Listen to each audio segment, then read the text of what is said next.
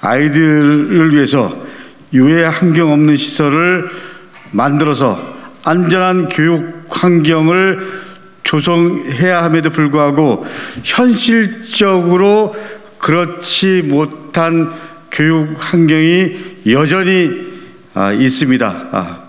우리 안양 연현초등학교 같은 경우는 사실은 전국에 74개가 이런 상황에 놓여 있습니다.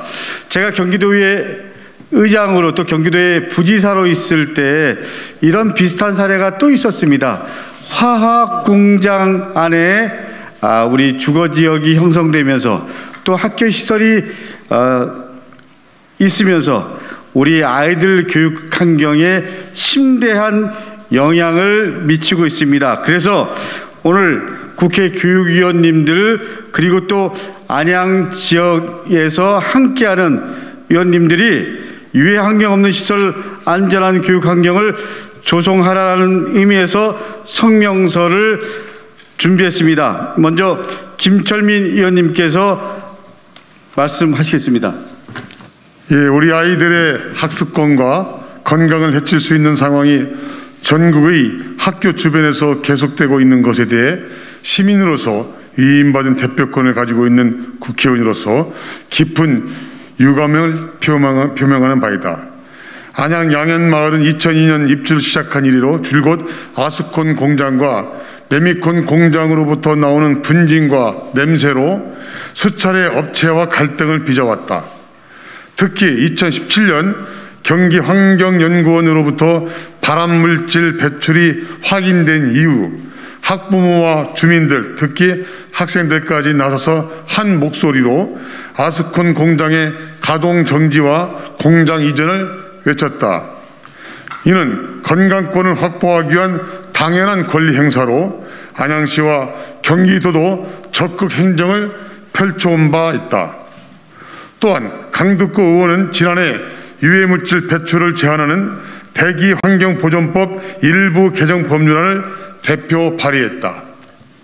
네, 오늘 성명 발표에는 저희 국회의원들뿐만이 아니고 우리 안양 학부모 대표님들도 함께 하고 계십니다.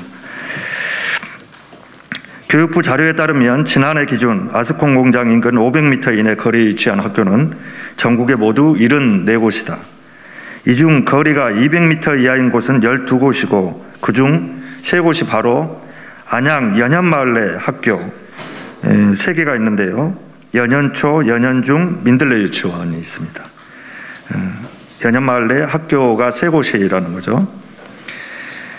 경기도 안양시는 여러 차례의 논의 끝에 아스콘 공장 등을 이전 또는 폐쇄하고 해당 공장을 포함한 3만 7천여 제곱미터의 친환경 공원을 조성하기로 결정하고 지난 5월 실시 계획을 인가 고시한 바 있다. 그러나 제1산업은 과잉 단속이라는 명분으로 경기도와 안양시를 상대로 행정소송과 민사소송을 제기했을 뿐만 아니라 공장 이전을 요구하는 운동을 펼쳐온 주민단체의 학부모 대표에게까지 손해배상 민사소송을 제기했다. 건강한 시민활동은 민주주의 핵심이며 사적인 이익을 위해 법으로 시민에게 압박을 가하는 것은 옳지 않다. 따라서 이후에 공영개발 과정에서 학부모를 비롯한 시민들에게 업체가 부당하게 권리를 침해하지 않도록 하는 것 또한 정치인의 역할임을 알고 있고 이 점을 항상 염두에 둘 것이다. 예. 앞에서 우리 존경하는 김철민 의원님, 윤영덕 의원님께서 말씀해 주셨습니다. 이어서 제가 마무리하겠습니다. 그럼에도 불구하고 그 과정에 시민에게 법적, 정신적, 금전적 피해를 발생하는 것은 어떤 경우든 있을 수도 없고 있어서도 안 된다.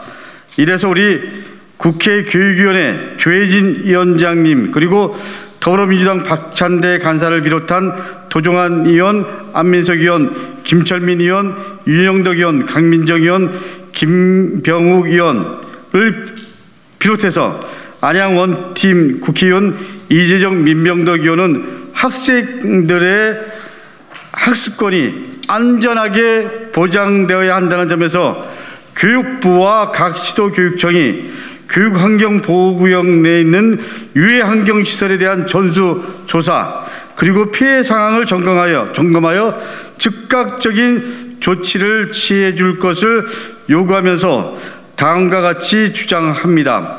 1. 교육환경보호구역 내 유해환경시설의 가동을 전면 재검토하고 취소하라. 2.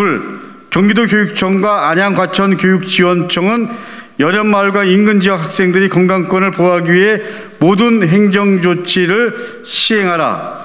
3. 제1산업은 시민을 대상으로 하는 민사소송을 즉각 취하라. 4. 제1산업은 행정소송, 행정심판을 즉각 취하라. 5. 제1산업은 학생과 학부모를 비롯한 주민들의 건강권을 침해하는 공장 이전을 즉각 수용하고 그리고 폐쇄를 해라. 6번째, 안양시와 경기도는 공원 조성을 위한 적극 행정을 시행하라. 이상입니다. 지금 국회 교육위원회 의원님들 함께 해주신 마음을 담아서 저희들이 성명서를 발표했습니다. 여기 지금 학부모 대표님 두 분이 와 계신데 짧게 한 말씀 해주시면 어떨까 합니다. 안녕하십니까. 저는 연현초등학교 전 운영위원장을 오랫동안 맡고 있었고 지금은 현재 건강한 연현마을 위한 부모 모임 학부모 대표를 맡고 있는 문소연이라고 합니다. 갑자기 마이크를 집어서 생선수설할 수 있고 좀 말이 안 맞을 수 있지만 기회를 주셨으니 한 말씀 드리도록 하겠습니다.